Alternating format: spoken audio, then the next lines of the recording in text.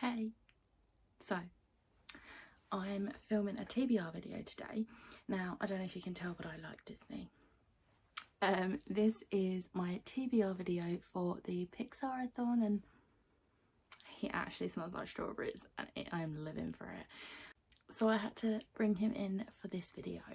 He's gonna sit here, probably full. So yeah, today I'm going to be letting you know what books I have picked to read for July's Pixarathon, which is hosted by Lily over at A Home for the Lost. I will leave the link for their TBR video in the description below so you can go check out, and also the announcement video. So I have books picked for all of the prompts. I also have 3 additional books picked for 3 of the prompts. I don't know why I'm stroking his face. So the rules are you can't double up, and once you have watched all of the films you can go back and re-watch as many as you like.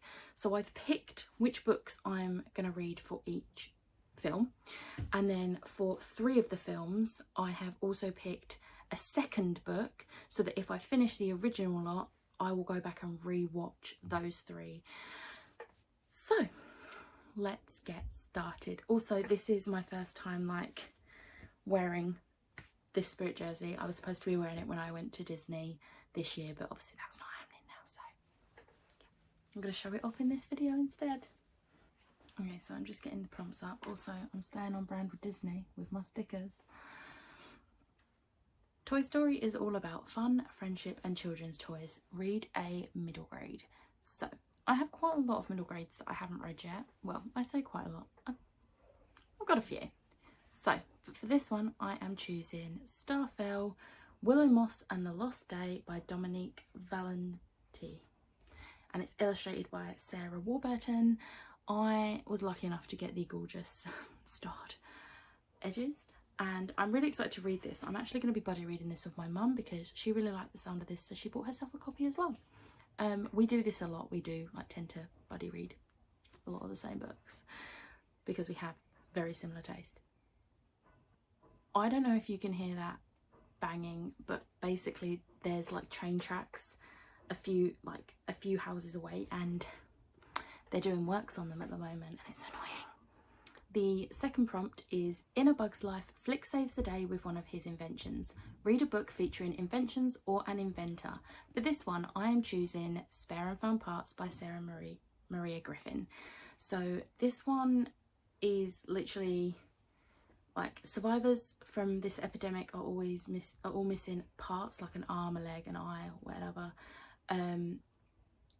And the main character's father is the scientist who creates the biomechanical limbs that everyone now uses.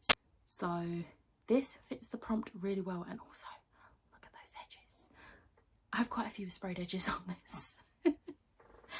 The third one is to power Monstropolis you need screen power. Read a book that will scare you. I don't really read horror, so I've picked out Cursed, which is, I think it's like an anthology of different timeless folk tales, new and old, but I believe some of them are quite creepy. Next up, in Finding Nemo, Dory finds a new family for herself in Marlin and Nemo. Read a book featuring found families. This one, there was no contest.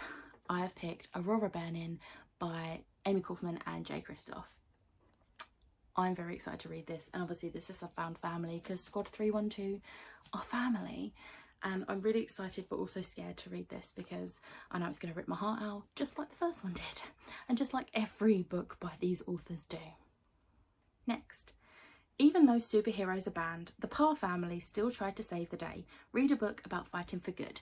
For this one I've chose The Deck of Omens by Christine Lynn Herman. Edges. So this one is basically the sequel to The Devouring Grey, which I really enjoyed, and it's about the founder families have to work together to basically save the town. So, fighting for good. Lightning McQueen is on his way to fame and fortune. Read a book featuring celebrities or fame. For this, I have picked Slay by Britney Morris. So this is about a 17-year-old college student who she's obviously a college student, and by night she joins hundreds of thousands of black gamers who duel worldwide in the secret online VR game Slay. But no one knows she is the developer. So this is a very famous game. So technically she's famous. It's just no one knows that she is the one who developed it. But still fame. So it works.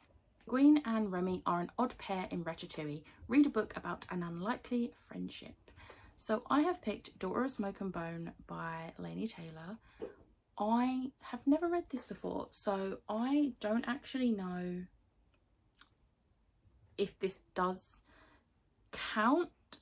So I asked my friends in my group chat, and one of them said that this does have an unlikely friendship, so I'm trusting her. The next one, I'm being brave with the book I've picked. So the prompt is, in WALL-E, that film, Earth has been abandoned because it can no longer sustain life. Read a novel about a dystopian future. I mean, I could read a novel about like what's happening in the world right now. I have picked Partials by Dan Wells. Now, I shouldn't be reading this right now because the first line of the blurb is, the human race is all but extinct, wiped out by a killer virus released by genetically engineered soldiers. Partials. So this features a virus that's basically killed everyone, which is going to be interesting to read. But I've had this series on my bookshelf for almost 3 years. So I need to get on that. Russell is a ray of sunshine, but Carl is as grumpy as can be in the movie Up. Read a book featuring characters with a grumpy sunshine dynamic. I couldn't resist this one. This is actually going to be a reread for me. And I'm really excited because I'm going to reread Throne of Glass by Sarah J. Maas. So obviously when I was thinking about this prompt, I was thinking, oh my god, Aileen and Rowan would be a really good sunshine grumpy dynamic. But that isn't until later in the series. Then I remembered Selena and Kale. Kale is grumpy in this. Like, yeah, he's pretty grumpy in this. So I picked this because I've been dying to reread this book for months, and I feel like that's partly why I've been like almost slumping, because I've just been thinking about rereading this because it's my favourite series ever. So I'm just gonna do it. I'm just gonna reread it. It's happening and I'm excited. In Brave, Merida accidentally gets a curse put on her mother. Read a book featuring an interesting mother-daughter dynamic. For this one, I have picked Wicked Fox by Kat Cho. So obviously I've not read this, so I don't know, but in the blurb it actually says she and her mother protect themselves by hiding in plain sight. That is until Mi-young crosses paths with a handsome boy her age. She breaks her mother's cardinal rule. Like, so obviously they've got this like rule to protect themselves, mother and daughter. And yeah, so I thought that's going to be an interesting dynamic. So I've picked this. Also, edges. Joy is just one of the emotions you get to follow in the movie Inside Out. Read a book that will give you all the feels. I'm continuing the selection series and reading The One. Now, this is a very predictable series, so I know exactly how this is going to go, which means I'm going to be sobbing, and I'm excited because I know for a fact the pairing I want happens in this book. So I'm excited to read this, and it is going to give me all the feels. Next prompt. The Good Dinosaur features, you guessed it, dinosaurs, but also cavemen. Read a book that takes place in a historical setting. I am choosing The Court of Miracles by Kester Grant. So this is set in 1828 Paris. That's pretty historical. So I'm really excited to read this, and this Illumicrate edition is to die for. I love it. It's my colour scheme. Yes. Penultimate one. Coco celebrates Mexican music and culture. Read a book by a Latinx author. For this one, I've chosen History Is All You Left Me by Adam Silvera. I'm really excited to read this. So I've actually got I've either got or read all of Adam's books apart from this and one other. So, I'm really excited to read this, so I thought I would pick this one up because it's Lanex. The final prompt is: onward follows two brothers, Ian and Barley, on a quest to break a curse. Read a book with a focus on sibling relationships. For this one, I've picked Clap When You Land by Elizabeth Acevedo. So obviously this one is two sisters. I don't think they know about each other, but when their father dies in a plane crash, they are brought together. So, you know, sibling relationship. This is actually written in prose, so I don't actually know how I'm going to get along with this because I don't really read that, but it sounds really good, so I'm going to give it a chance. Like, I'm gonna give it a go, and I'm hoping I really love it because the story sounds amazing. Okay, so obviously, once I've read all these, I can then go back and read more books for each prompt. So I've picked 3 books for 3 prompts that I'm going to go back. So for the Cars prompt, which is the read a book featuring celebrities of fame, I am going to read Percy Jackson and the Lightning Thief. Speak properly. So obviously the gods are famous. Need I say more why I've picked this for this prompt? And I'm really excited to finally read this. One of my nephews absolutely loves this series, so I feel like I will be doing him a solid by, you know, actually reading it. So I'm going to hopefully get to that if I finish the rest of them. Then for the dinosaurs prompt, which is read a book that takes place in a historical setting, I'm going to hopefully also read Dangerous Remedy by Kat Dunn. Edges. So this is set in 1794 Paris. So both historical books I've picked are set in Paris. But I'm really excited to read this, so hopefully I can get to this one as well. And then the final double is the onward prompt, which is read a book with a focus on sibling relationships. So I have picked Legendary by Stephanie Garber. Obviously this follows and Scarlet. It's been almost a year since I read Caraval, so I'm excited to get back into this world because I actually really enjoyed the first book, and you know, I have like all 3 now, so it's time I got back into this trilogy. So hopefully I'll get to this as well, but I'm not going to put too much pressure on myself to get to the double one, like the 3 double up ones. Hopefully I do, but if I don't, it's not the end of the world. As long as I can get the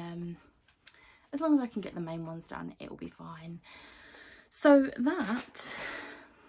that was my TBR for the Pixarathon. So it runs from the 1st to the 31st of July, and I'm really excited. It is currently the 28th of June when I'm filming this, so I'm gonna get it edited, and then this will likely be going up on the 30th of June so that it's just before Pixarathon.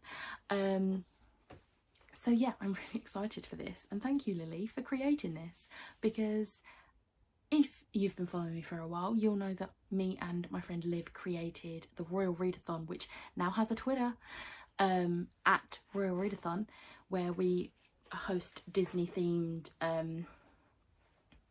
readathons. We've only done one so far, but we have another one planned for later in this year, and then a couple planned for next year, and so on. So, but we've not got any plans to do a Pixar specific one, because we are very much as we love Pixar, we are very much more Disney rather than Disney Pixar. But I'm excited for this. So yeah, if you are taking part in this readathon, let me know, and if you've got a TBR, let me know, and I'll go check out what your picks are for each of the prompts. But yeah, I am gonna wrap this up now because I'm rambling.